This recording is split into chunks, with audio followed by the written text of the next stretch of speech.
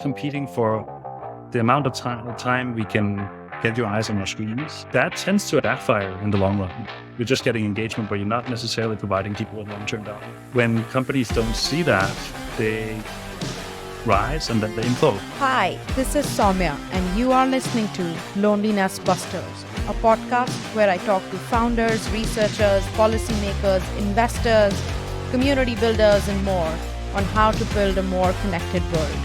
I hope you join the squad. We need all hands on deck now more than ever.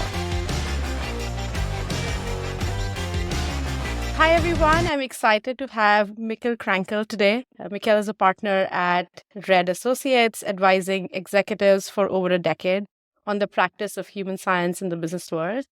He is an advisor to world's largest social media companies, telecom providers, electronic manufacturers, financial institutions, and more.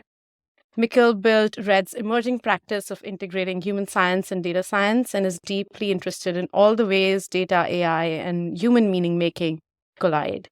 His work has been published in Wired, Foreign Affairs, and VentureBeat. Mikkel was born and raised in Denmark, holds a degree in Sociology and International Studies from Yale. Mikkel is a thought leader in the field and a wonderful human. I am so grateful to have him here. Welcome to the podcast. Thank you so much. I'm happy to be here. Great. Let's dive right in. I haven't seen a lot of social scientists in the business world. So share your story of how you ended up here. Where do you come from? And how did you end up at the intersection? Yeah, I guess we're a rare breed in some ways. I guess it sort of started all the way back in college for me. I remember sitting in the economics class, learning about sort of the classics of economics. So we had this very famous professor who had written this little textbook on microeconomics and these kinds of things. And he kept talking about all the things that were out of scope or assumed, all the externalities for the model. It was like, yeah, we have supply and demand and we just have to do the math. And then there were all these things that were like, yeah, what about power dynamics in the market? Does that matter? Yeah, but supply and demand, let's just think of that as. So there were all these things. He very knowingly said, our models can't explain that. And then, that was a class with, I think, probably 200 students, like a massive lecture.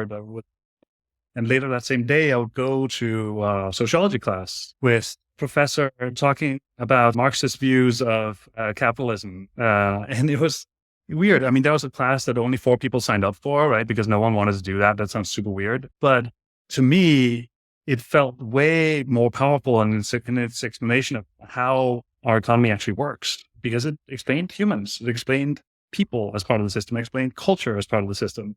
And it felt like it was the missing half, you could say, of a lot of what's going on. Not necessarily the Marxist part, the sort of ideological part, some of it maybe, but more the sort of view of the world as made up by humans, where money is something that is fundamentally a social construct, where companies are not just sort of individuals that are rational actors, but are chaos machines that do random things. So I guess from way back then, I've always had this view of the sort of capitalism as a thing that's in many ways perhaps a force for good, but is also an absurdity machine, right? Capitalism will make things absurd unless we sort of put a check on it somehow. And that made me interested in trying to find ways to make it slightly less absurd and to introduce human meaning making back into the equation. So that's sort of what I've dedicated my career to. I think the last couple of decades, this concept of behavioral psychology has become mainstream in economics now. And now everybody agrees and believes that's how market functions. It's a collision between individual aspirations and power dynamics, and of course, the laws of market, laws, if you may. But still, I don't see a lot of behavioral psychologists or anthropologists or social scientists in the tech world. So tell me a little bit about what Red does and what are the services you provide? How do you talk to the CEOs and say, hey, we're going to come in and help meaning making? Like, how do you do that? Yeah. So I think our company sort of grew out of executives also somewhat realizing that what they're doing in the business world doesn't always match up with what they know about the way that society works. Right? or what they learned when they studied the social sciences at another point in time, right? How do you explain cultural phenomena in economic terms? So I think there was always this sort of gap that we went in to try to fill, of trying to explain the other side of the spreadsheet, you could say. And I do think that over the past 2 decades, that has become much more mainstream. There are way more executives that now talk about being customer centric or wanting to understand the world out there. So thinking outside in would be another term that they would throw around, right? And certainly even in the tech world, there's been the rise of the UX field as sort of folks who know how to study people and so on. I guess what we try to do at Red is we try to bridge the gap between just really significant decisions you make as a company. So the moments where the stakes are high and you can go right or left, or perhaps you don't even know which options are there or where to go. In those moments, those will tend to be the moments where the human side of the equation is the critical factor, so to speak. And that's what we try to advise on. Basically looking at what's the biggest source of uncertainty you have as a CEO, that tends to be people, and looking and advising on it. Yeah, employees, customers, and make goods and services for people. And you're right. I think UXR has risen as one of the more important functions in the last decade or so in the tech world. But you're filling a gap that still is not recognized that well by most companies. Right? I think UXR is extremely embedded in feature design and taking smaller decisions on what will get people to increase engagement, this and that. But there's still a gap in terms of thinking about who is on the table when the big decisions are made and what kind of implications do we would consider. That's awesome. I would add, there is a fairly well-defined field now of people doing UX design where it's about, I know what the product is, help me make it better, help me see how people see my product and so on. I guess where we try to focus is more at the level, what should your products even be? What is the sort of strategy behind your products? What's the effect of, let's say, social media on humanity and therefore also on your own bottom line? Right? When you think about how to drive engagement for people, these kinds of things. So it's sort of at the level above product design that we try to be more so. That's a really good segue into my next question, which is a lot has been talked about social media and its effects. And of course, the alignment and recognition of the problem of social disconnection and loneliness has come to forefront in the last year or so. In a bigger way, it's always been in the conversation, but in a bigger way in the last 12 months. What does the problem of loneliness and disconnection mean to you? Why does it matter? Who should it matter to?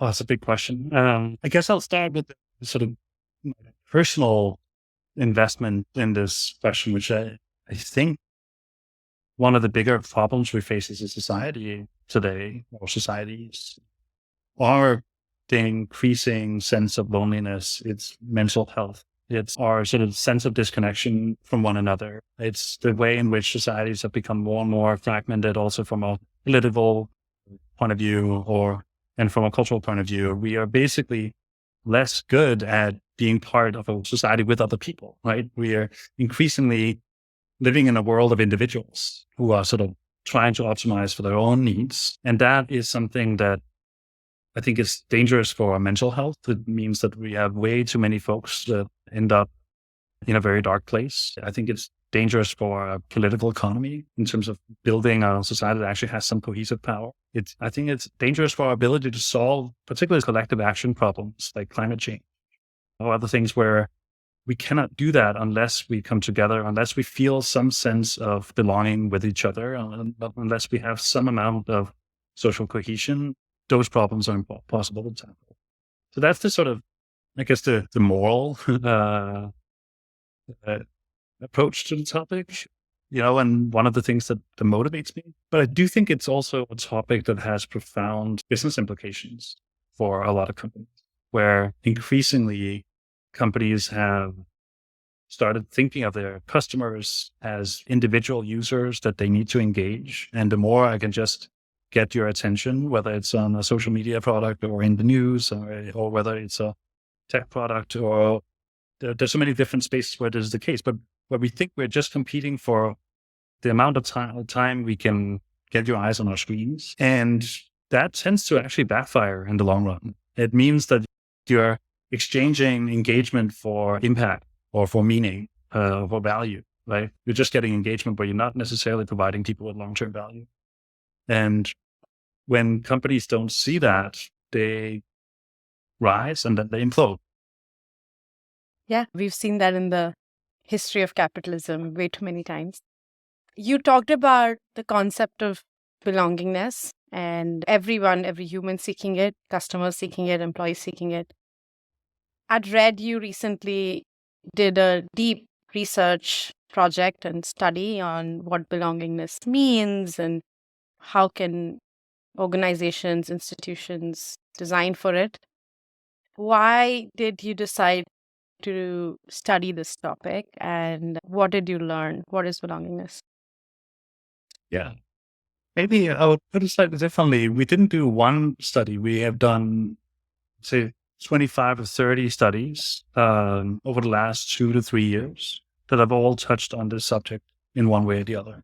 And we've done those studies across pretty much any industry. So we work for social media companies that are looking at this from the perspective of bringing people together on social space.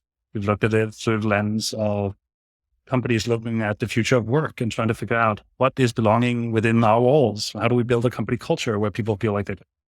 We've done it through the lens of brands trying to build a following for their product and build some amount of community among the people engaged with their product. So we've looked at this topic from so many different angles. And so what happened was more that we kept getting asked these questions by our clients. What should we do with our brand strategy? Or what should we do with our product strategy over here? And then we kept seeing the same signs in the actual data, right? We'd see this sort of the crisis of loneliness unfolding, which is just deeply troubling. We could see patterns in the kinds of things that actually make people come together and the kinds of things that actually drive some amount of social cohesion. But at one point we sat down and we said, maybe we should try to draw up some of the patterns that we're seeing across projects and try to sort of as a company, because we have many different teams that are working all over the world on sort of each a little piece of this problem, right? So basically try to pull everyone together and have a discussion about what we're seeing across industries and across all the projects. So what did you learn? What are the common threads across these projects? What did we learn? We learned many things, but one of the bigger things, I think, is that it's helpful to think of belonging as something that runs on the spectrum from the kind of deep belonging you might experience when you are with a close group of friends that know you and have your back and you just feel part of things, to the type of what you might call shallow belonging that you can sometimes feel glimpses of at a moment's notice when you are scrolling on TikTok and there's a creator that speaks to you and your identity and you're like, hey, yeah, that's me. I feel seen, right? Or when you're at work and someone says, great job, team. And you're like, oh yeah, I guess I was part of this team and I felt like we did a great job, but I actually don't generally feel part of this team. Those moments of shallow belonging, I think, are interesting because not only are they're also important to us, they're not necessarily bad. It's very helpful that we have these ways of feeling these glimpses of connection with people all around us. But what we're seeing is that those moments of shallow belonging seem to become more and more prevalent. It's almost like they are flooding everything. And the moments of deep belonging, where you really feel connected to others over time, and you really feel that sense of these are my people. That piece is getting more and more rare. Really, what started out for us as an investigation into what's going on with loneliness and how do we build more belonging, I think has gotten reframed into how do we build the right kinds of belonging? How do we make sure that people have enough of the sort of deeper belonging that really sustains them and creates meaning over time? Help us understand what transitions shallow belongingness to deeper belongingness. Are there tangible steps that you saw that certain organizations or brands did that helped move their members towards the deeper version of belongingness? Yeah. Yeah. So it's interesting, right? Because one of the things that's also happened because we are increasingly feeling this sort of, there's the classic saying, we are all more connected, yet we feel less connected, right? It's a lot of people spend a lot of energy searching for that connection and searching for that deep belonging and wanting to build a deeper sense of connection with others around them. And one of the things I find to be really tricky about this space is that it sometimes seems like the harder people try, the less they're successful. Or let's put it another way, you could say that the more people are looking for belonging, the harder it is to find, right? Because what often happens is if we go searching for a place to belong, we go searching for interests where there are people who are like me or groups that I can be part of. With that comes a very high bar for, I hope these people are exactly like me. And every time they act a little differently, I will feel stressed, right? Or I was like, oh, actually, that's not quite what I meant, but that wasn't what I was looking for. I guess one path to deeper belonging is to give people the tools to help them find the communities where other folks are like them and so on. That is one path. But I think that the other path is to build moments of serendipity where we all know that some of the deepest belonging you can have is often quite random, right? It's to people you just happen to live next to or people who happen to be there at the right time. It's based on people you end up spending time with, right? There's the classic example, perhaps, is folks who go into the military and come together from all walks of life, and after having sat in a dugout together, now they're bonded for life, right? After our initial conversations a few months back, you educated me on this aspect of belongingness, and I was like, "What is the right analogy for something like this?" And I was like, "Isn't this like falling in love?" You say you're falling in love, you're falling into belongingness. You really cannot engineer it, but you can increase the probability of falling into that feeling by changing the levers, right? Like how much time you spend with someone, what kind of things you do together. And it's interesting, even in romantic relationship, one of the primary reasons for you to end up with someone is actually serendipity and vicinity, right? The fact that the person was next door, right? Tell us more about how you cannot guarantee belongingness, right? But as you were talking about some organizations versus others being good at it, how can you increase the probability of their members or your members finding belongingness?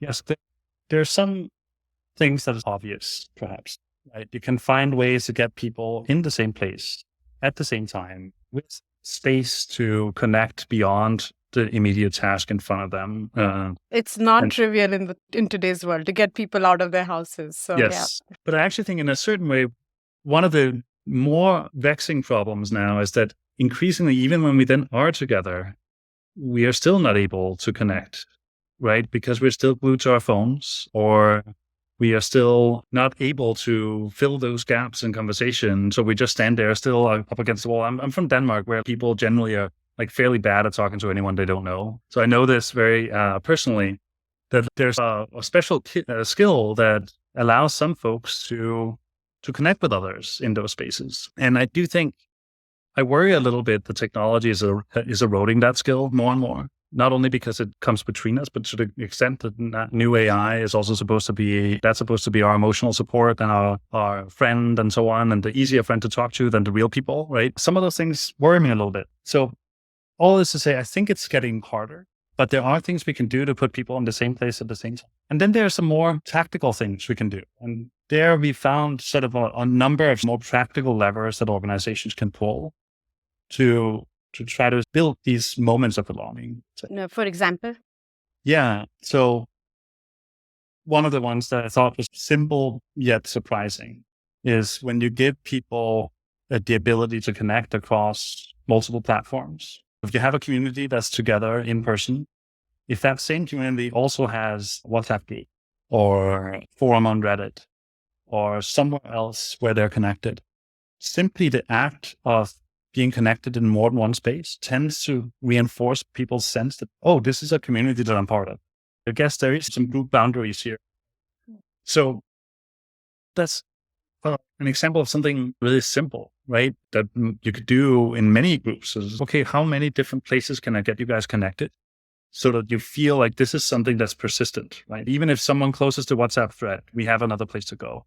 Even if the building that we used to meet in isn't available that day, we have another place to go. The community persists. And I think you could think of, that's just an example of one of those sort of moments, is that moment where you connect on another platform. But the better way to think about it is like the process of building belonging is really the process of creating these tiny moments for people where they look up and say, oh, I feel like I am part of something right now. I guess what we found is that belonging is almost this sort of call and response emotion, right? Where someone will do something to highlight to your sort of reptilian brain that you might be part of a community, right? That you might belong to a certain tribe or what have you. And your response will then either be yes or no, right? So if someone says, go team, it's on me to decide whether I think, yeah, go team. I guess I'm part of that. Or that's a little cringy because I don't actually totally feel like I'm on this team, right? Or when people raise the national flag, that's a call for you to feel something, to feel belonging to all the other people who see that national flag. In that sense, I think any organization has the ability to create all these sort of small moments where they appeal to your sense of belonging. But each time you do it, it comes with this risk of, do people accept it? Or do they actually, or does it repel them? And then say, actually, that's not how I see this community. That's not how I want to be part of it. Let's take that a step forward. What erodes belongingness? I think the biggest thing that breaks belonging is basically anything that gives you signals that, hey, we're actually not on the same page here. We don't have the same values. We don't actually have the shared history that we thought. What you remember from our time living together is different from what I remember. Oh, well, suddenly I feel this sort of disconnect. Any of these sort of signals that you don't have the things in common that you thought you had is what breaks it down. Let's move to loneliness in workplace as we think about breaking or eroding belongingness and such. One of the statistics that always surprises me is the percentage of, I think Cigna had this report out a couple of years back, that 80% of Gen Z employees feel lonely and lack of belonging in workplace. And I'm assuming post-COVID with hybrid and remote work, it's not improved dramatically.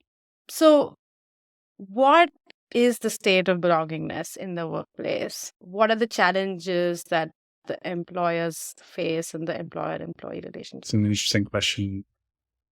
One of the things that's interesting there is I think there are these sort of opposing forces, right? Where on one hand, a lot of companies want to build a deep sense of belonging for their employees. They want to make it a place where people feel part of something, right? Because that means that retention is higher, employee experience is better, collaboration is better, all these benefits, right? But at the same time, they're also moving towards, or in many places at least, moving towards remote work. That can be difficult to create belonging in that context. Not impossible, but it can be difficult.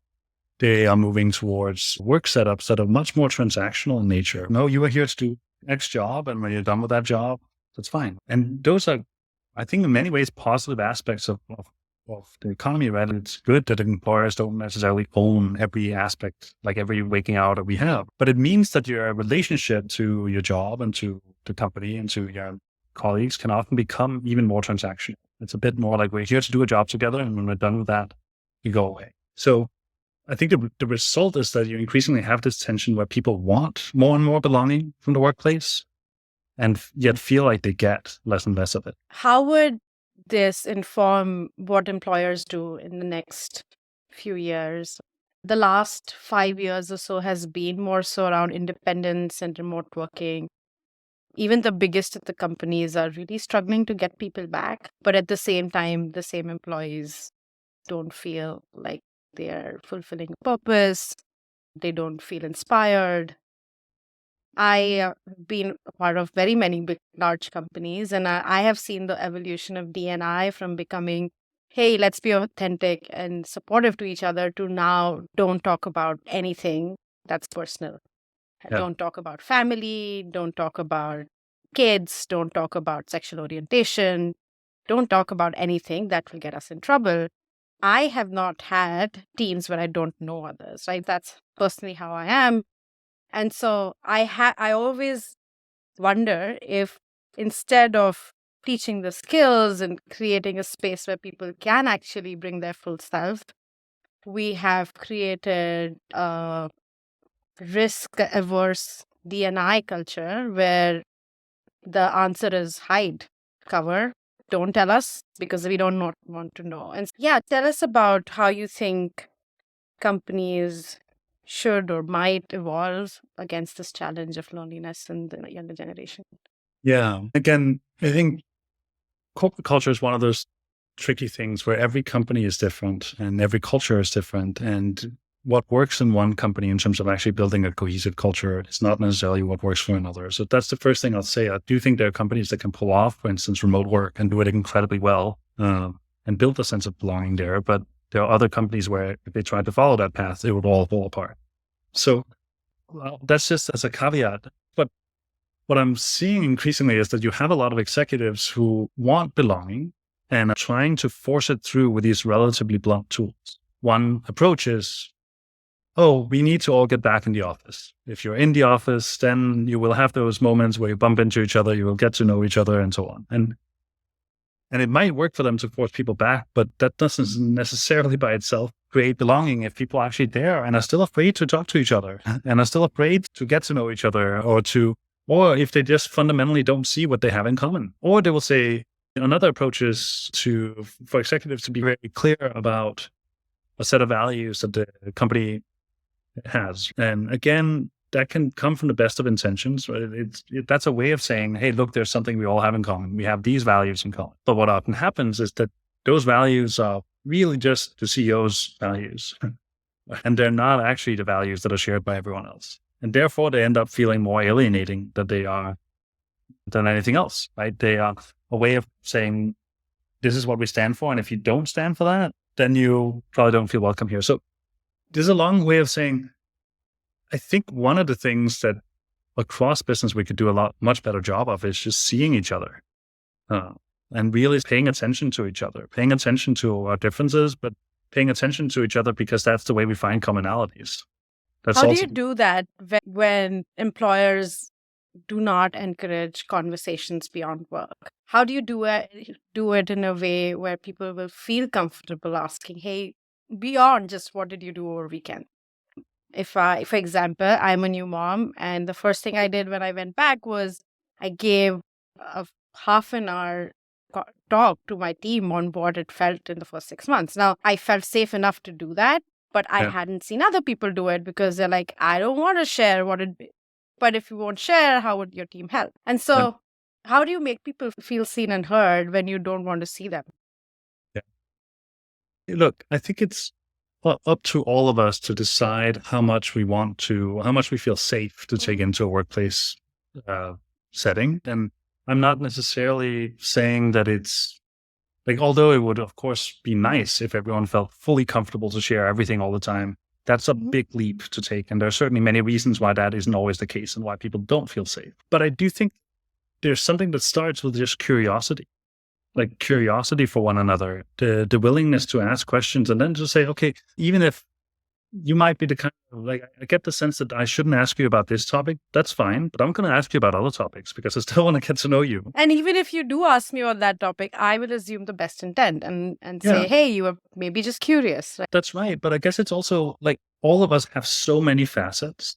Issue becomes when we somehow start bucketing people into, oh, I think I figured you out because you have this one thing that I know about you. In a sense, the more we ask questions about one another, the more we find all these small elements of commonality. Right? And that's one of the sort of things I think about humans in general that's wonderful, that because we do so much ethnographic field work, we go and spend time in people's homes all over the world with people who are of all different types. And you always come back feeling like, oh, I understand this person, right? I now feel like I have something in common with this person. I feel a little bit of belonging with this person. And that's an incredibly powerful thing, but it comes from simply asking all kinds of questions, right? So it doesn't have to be, we don't always have to start with, tell me your deepest, darkest secret, and then we can be friends, right? Or tell me the one thing that stands in the way of you doing your best job at work. Okay, I understand why you might want to wait with that until later in the conversation or feel like, but simply being curious about each other and creating space for that, creating a culture around that is really important. And I guess it gets to a point where the reason I think a lot of executives struggle with that is, okay, wait, but how do I scale that? How do I become curious about 10,000 people in my organization? I can't do that. I can't know every single person. And to me, that's where the tools of social science come into play, where there are ways to still, with an open mind, investigate culture and getting a sense of the pulse of a place, and not necessarily knowing every individual, but knowing the collective. And that requires listening, it requires observation, and it requires curiosity. Can these things be learned? I believe so. I think there are a bunch of sort of rote methodology tools to it, right? There's a reason social scientists have built methods over the last 100 years that are helpful for understanding people. And those are tools that we can all use. And then there's, of course, a mindset and a way of doing things. And that similarly, I think is eminently teachable. The same way, by the way, that I feel like it's one of those skills that we are slowly losing. I talked earlier about how we're slowly losing the ability to hang out with other people in silence, or to just be in a space with other people and ask them questions and get to know them without just saying, oh, you know what, I'm actually just going to go back to my phone. That's something that troubles me a little bit. I used to love my long distance flights. When I was in my early 20s, I used to do a lot of international travel for my work, and these would be like 6-7 hour flights, and a lot of times you spend it with your colleagues or strangers next to you. Phones were not as addictive then, and you couldn't really download Netflix series. And so I would have the best of the conversations on the airport, in the flights. And I must say, I haven't had those in the last 2 years or 3 years, just because it's so easy to avoid the 5 minutes of awkwardness by going onto your phone, but you lose like a lifetime of memory because you optimize for those 5 minutes. So you're right. I think we are reducing the avenues to practice these skills. That's exactly right. And I guess I'll just add that it doesn't, as someone myself, when I travel, I also just put on my headphones and go into my own little world, because I struggle with some of these things, right? We're all at least I am in that sense, an introvert, right? But I guess I would add that it's not just about talking to people. Sometimes it can also be being quiet together and still feeling that sense of connection. Like there's a way of sitting next to someone on a plane where you both feel like you're trying to get away from each other, and a way of sitting next to someone on a plane where you both know you're there and it's great and you're both doing a thing, and you actually feel you feel like you're traveling together, right? It's the small acts of kindness. Like if your pillow drops, somebody picks it up and gives you a smile, and it doesn't need to be conversation. That's exactly right. There's the author Sheila Liming wrote a book that's called The Radical Power of Killing Time. And she has this quote that I just love, which is, hanging out means daring not to do very much and daring to do it in the presence of other people. So there's something profound about actually not doing anything when you're with other people, not having an agenda, not trying to get your point across, but just being. That sounds like a luxury in the world of calendar invites and end times to a meeting. Let's move on to meaning making. I want to spend a little bit of time before we close out on the easy term, meaning making. So let's start with the age-old wisdom of what meaning making means, why is it important for humans, and also what makes life worth living? What do we know? Yeah. That's a big question. I guess I would start with the way I see it, at least. As a human being, we get so many impressions at any point in time. So such a flood of data, of visual data, of audio data, of all these things sort of streaming into our heads all around us, right? And in its most basic way, I think meaning making is the way that we make sense of it all. We look around and we see not just a lot of buildings, but my city, and a city where I either belong or I don't belong. So we have a fundamental ability to, and also need for, tying things into narratives, and narratives that are about ourselves to some degree and about us as a group. So that's at the base level. But I guess often that narrative is in some way attached to, what are we all trying to do? What are we trying to accomplish? Why am I here? So the reason folks will say, okay, having kids is one of the most meaningful things you can do in life is because suddenly you feel like you have this sense of purpose, right? You have this sense of, now I know what to do. And in that sense, Meaning making, I think, intersects with loneliness, right? In that when something becomes meaningful, when one of the most meaningful things we can do is to be with other people, it tends to give us a structure to our lives and a sense of purpose that sort of structures everything else and suddenly makes everything else light up. Again, I'm with my family because that is part of what I enjoy doing and I want them to be happy. And when I start seeing the world in that way, that means that also explains why I go to work. And that also explains all these other things in life and means it goes back to why I should get up out of bed in the morning. In that sense, I guess I see meaning making as something that goes from the very, very practical way of like, how do I make sense of a scene? How do I make sense of anything that's happening right now? To the highest level of what's my sense of purpose and where am I going? How would the concept of meaning making evolve with the new frontier of AI? It's interesting to see how much has already been done in the last 6 months, and it's just the tip of the iceberg. We started off a few decades back with personal computers and Excel and PowerPoint helping us make analytical tasks better and easier. And the last decade, we moved to the convenience economy, one-click buy and Amazon and one-click knowledge and one-click media sharing. And now AI is going to more and more going towards the human skills per se, especially expert human skills, coders, co-pilots, coaches, service agents. Of course, there's also intersection of CRISPR-Cas9, and so designer babies, designer synthetic friends, designer digital avatars, designer bodies, Yes. etc. So, of course, it does give humans a lot more agency. But what is the implication of all of this on the culture of meaning making? And also, how would that relationship with technology change? This is a topic that I'm deeply engaged in right now. And I have a bunch of research projects that are basically looking at that topic from different angles.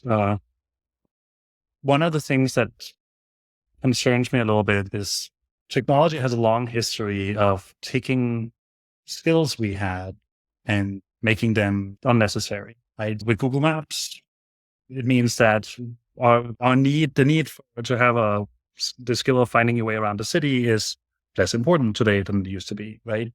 Amazon will help you shop in a much easier way than you did before. And by and large, there are many of those skills where I think that's okay. We didn't necessarily all need to be the best at using the stars to navigate across the sea. It's fine that technology can help us with that.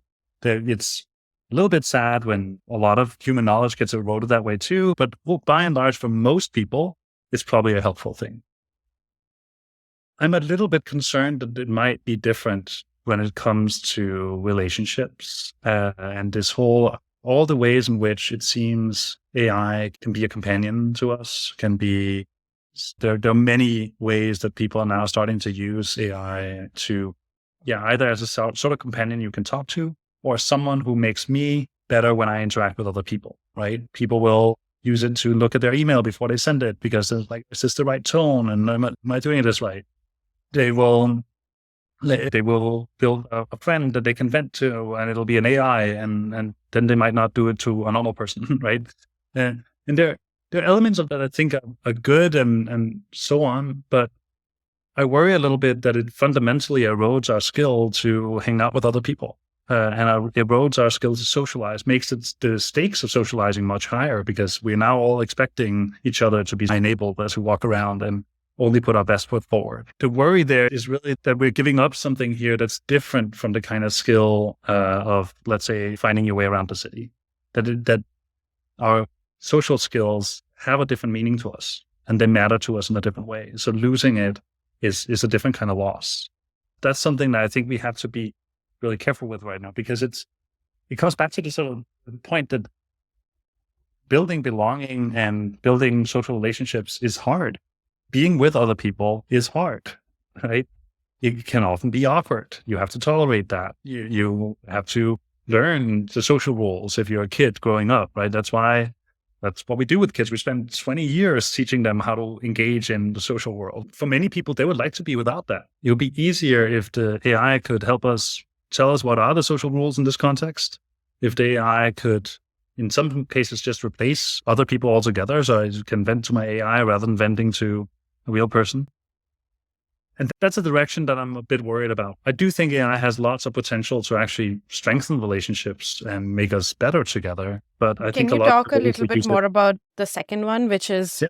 I think I'm concerned too. I think most parents are concerned, especially because it's going to take a few years to figure out what happens. And if you have small kids, that means that the figuring out will happen when they're kids. It's the same way as social media did with current teenagers. But what makes you optimistic and hopeful? Have you seen next generation AI companies you're impressed with and they're helping with relationships in some way or the other, or human connection in some way or the other?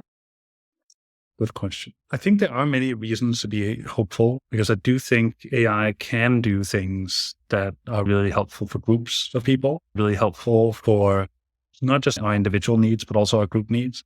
I do think, I must admit, I think it's few and far between that I see companies executing on it today. But I'll give you one example that I've seen in some of the research recently where we had a group of folks basically trying to figure out what should the rules be in this online chat forum. And rather than one person saying, "Oh, I think the rules should be this," and then the next person says, "No, I disagree, it should be that," they used an AI to basically regenerate the text and just keep regenerating to find something that was a compromise. And that to me was actually a fairly beautiful use case where you're using AI to help with this sort of public negotiation of what should we stand for as a community. I could see that kind of thing being done at a much larger scale. Let's imagine all the diplomats at the UN not having to painstakingly come up with each and every sort of articulation of a new draft, but being able to have folks from multiple sides using AI to get at the words that would make sense for everyone. Or at a much smaller scale, where it's like, how do you navigate things in a small group, in a group of friends, or in a small community? So that's one example of the kind of use case that's about getting people to find their common ground and getting people to find their commonality, as opposed to helping people avoid each other or replacing your friends. Yes. A couple of fun questions before we end. I always ask all our guests this question on what is your favorite social connection ritual? My favorite social connection ritual. Okay, I'll say maybe a slightly specific one, but I'm from Denmark. I grew up in a non-religious household, but I married an American Jew. And although our household is not particularly religious, we still do Shabbat on Fridays, which means that we have a weekly ritual to come together and sit down and talk about what we're grateful for the week and so on. So to me, it